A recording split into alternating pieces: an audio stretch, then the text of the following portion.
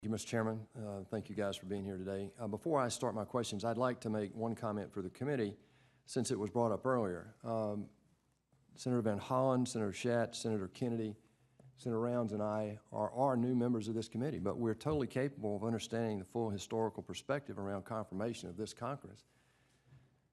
I certainly echo the comments that have been made this morning about the nomination and confirmation of this committee. But I'd like to put it in perspective that we are sitting in a period of the slowest confirmation process in the history of our country since George Washington put his first cabinet together.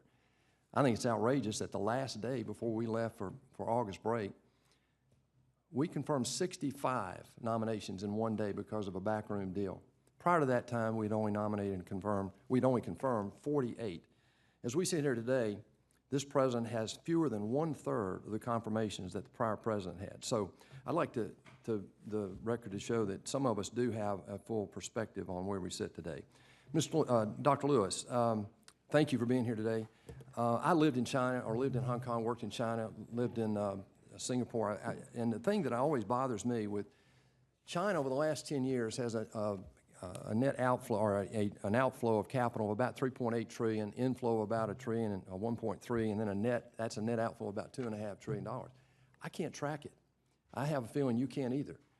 Last year, in 2016, the Bureau of Economic Analysis estimated that about 10.3 billion of Chinese investment in the U.S., and yet AEI and Heritage and others had it as high as 56. So that's a wide range of estimate.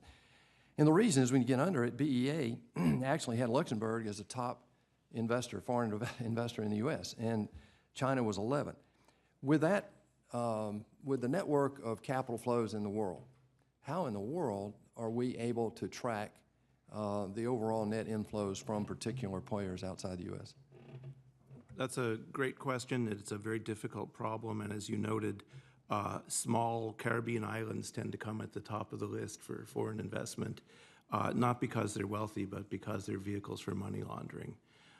Chinese capital is seeking to leave the country. I'm sorry to interrupt. That's not just China. That's other people who have very nefarious intentions for the money too, right? Correct, but that's true. And when you try to follow the funding for some Chinese acquisitions, it will lead you to some very strange places. So money laundering is a problem.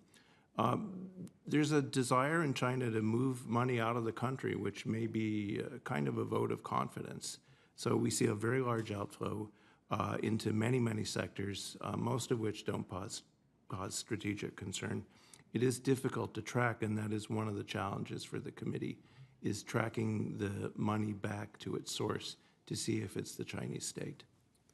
Mr. Wolf, with regard to the specific China investments that are of concern, obviously one reason we've been dominant militarily is the size of our investment, but China is now approaching that.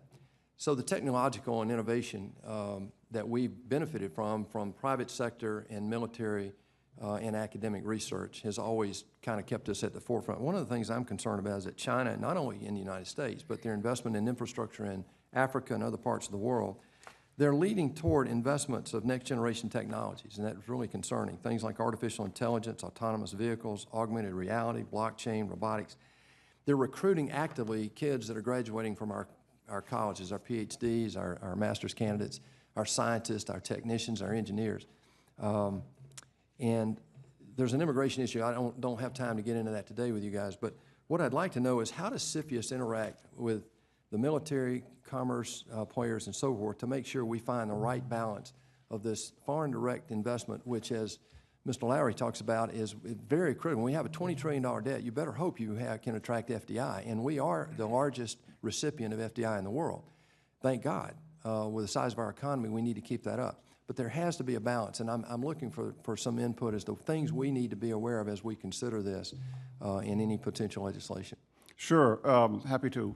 With respect to the first topic that you asked Mr. Lewis about, the answer, frankly, is resources and aggressive use of intelligence resources to be able to do the deep digging and the deep dives into transactions. That was a critical part of every CFIUS case that we reviewed. It's what was behind the fund, what was behind the company, who were the parties behind it, and that's not always obvious, and that's just a pure function of manpower and attention and will to do the deep dive, and that is critical to the outcome.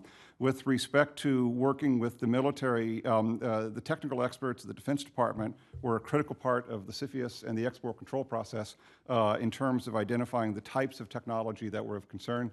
With respect to your concern about investment around the world, that is why working with our allies in the multilateral export control regimes is key, because the U.S. is not the only target for the very anxieties that you raised. And the existing export control system is precisely defined to do that.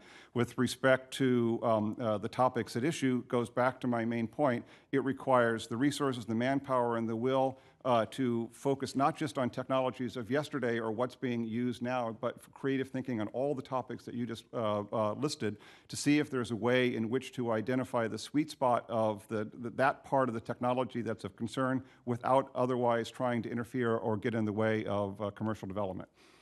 Thank you. Thank you, Mr. Chairman.